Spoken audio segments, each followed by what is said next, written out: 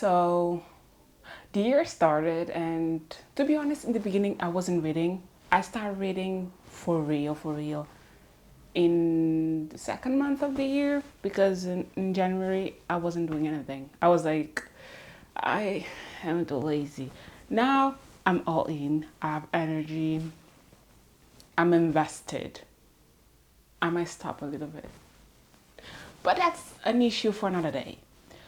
So, Penelope, she's not new to me because when decided to get into dark romance, her books was one of those that I read. It wasn't the first one, but it was one of those, the introduction, and it was Credence. It's Credence or Credence? I think it's Credence. It doesn't matter my pronunciation. The matter is that book is fucked up. That book is crazy. That book is controversial by itself. It is too much. It's like there's so much we can talk about that book. That I think I made a video that I talk about that, my experience reading that book. It wasn't a bad romance, dark romance book, but it was like the whole concept. It's dark. I think when we take beyond like violence and whatever that we find in dark romance, that book is dark. Is it? It's a family drama dark. Crazy, crazy. But the writing, she has an interesting writing.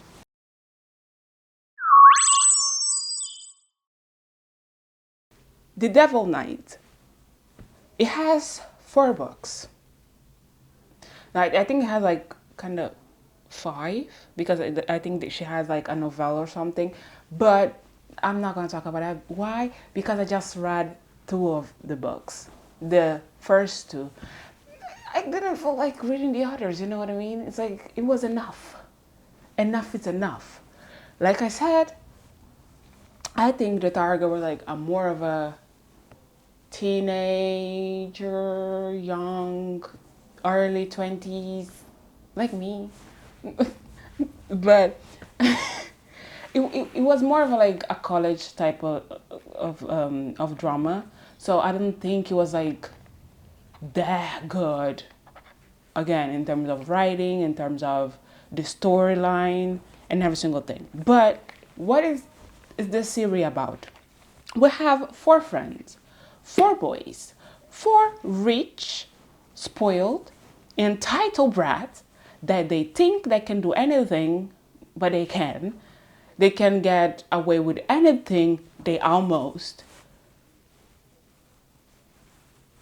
And they just effed up in their head. Like, one of them is crazy, but he has so much trauma.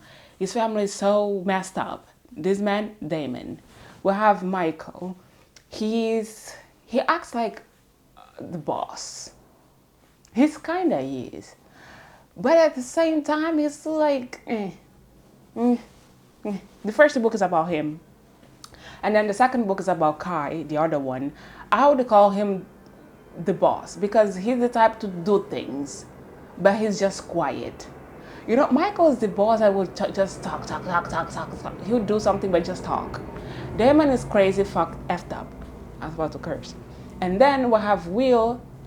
I don't know too much about him because the first 2 books we don't go too much into his personality, but for the description of his friends, he is the sweetest of all of them. Yeah. Anyways, so the first book we have Michael, a basketball player, and he kind of likes the since he was like younger, the one of his brother's friend that ended up being his brother's girlfriend. So it's like, I'm gonna steal my brother's girlfriend. That's the whole trope. And the thing with all these boys and their partner, the romantic partner in each of their books, they have like a story, um, like a background story. You know what I mean? They knew each other before, so it's like we know each other now, and after a few years we're gonna meet again, and then all those dramas. So the whole series, even though I didn't read the other two, but I know that the others have, and they have kind of a the past POV and the present, and then each book have like multiple POVs. I would say multiple with the two romantic partners. So the first and also the second, and I guess 99% sure that the other two books have the same thing. Is like is the is the boy saying something about the past, like the POV of the boy's past, and then POV of the girl's past, and then the present. So she's gonna be like past, present, future, whatever. So it kind of goes that way. The first book, the premise, like I said, my brother's girlfriend. I'm gonna tell her because it's my childhood sweetheart. Um, the partner for the first book, corrupt. It's Erica, and she's kind of like pretty, and everyone loves her. It's not just beauty it's the way she acts, but the thing is, she wants to be independent, but she doesn't have the strength to do it. She loves the the dark side of the world. You know what I mean? She loves to do like naughty thing, not naughty in terms of you know that naughty, but not in terms of corrupt things. You know what I mean? She wants to do what the guys do. That they do vandalism, they beat up like people, they do those type of things. So in the first book, she the guys, like three of the guys of those four guys, not Michael, like Damon, Kai, and Will, they will go to prison, and it's because of Erica. So the whole plot in the first book, it's about that. It's the romance between Michael and Erica, and then the boys with Michael to take revenge for Erica for getting them into for getting them in jail.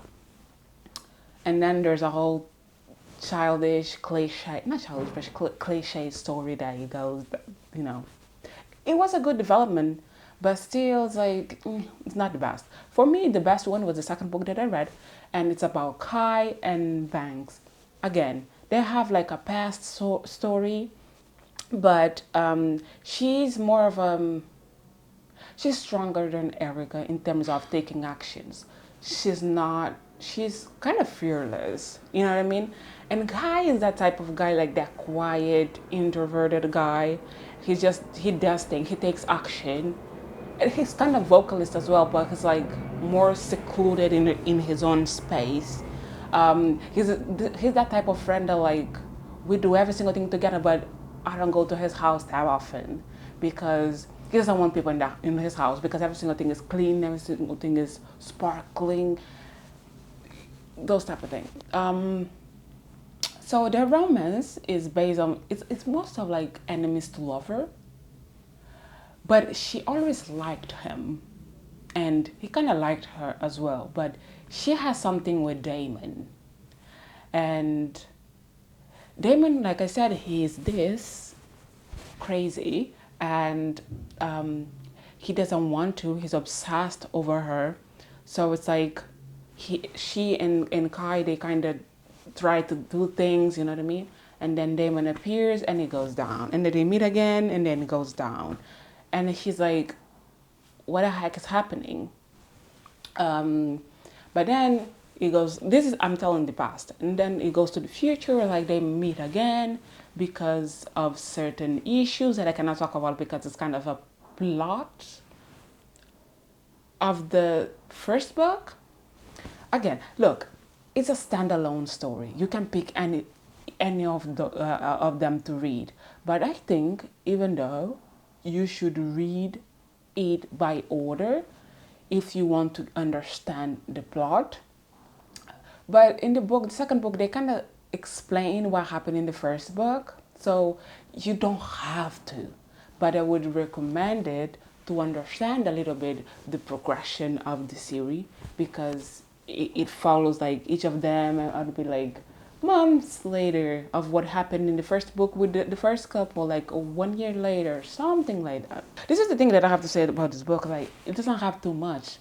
I think cliche books, you don't have too much to develop in it. You know what I mean? Oh, sorry, I didn't say it. It has like spice scenes in there. It's really depicted. I should say early in the video. It's kind of depicted. So if you, the violence is depicted, the spice scenes are depicted. The spice scenes are more depicted than the violence. The violence is not that depicted. So if you have like certain traumas, if you something can trigger you so easily, I wouldn't recommend read the books. But again, I'm not gonna read it again. It was kind of fun. The second one better than the first one. I wouldn't call it a waste of my time, but it's not a masterpiece. It's not something that I would be like, if I bought it physically, I would put it in my beautiful shelf. So that's all for today, and for now. So yeah, see you next video. Like I said previously, drink water, don't eat sugar, stay healthy, exercise, even though I'm not doing it. But you don't have to do every single thing that I do. Do what I say.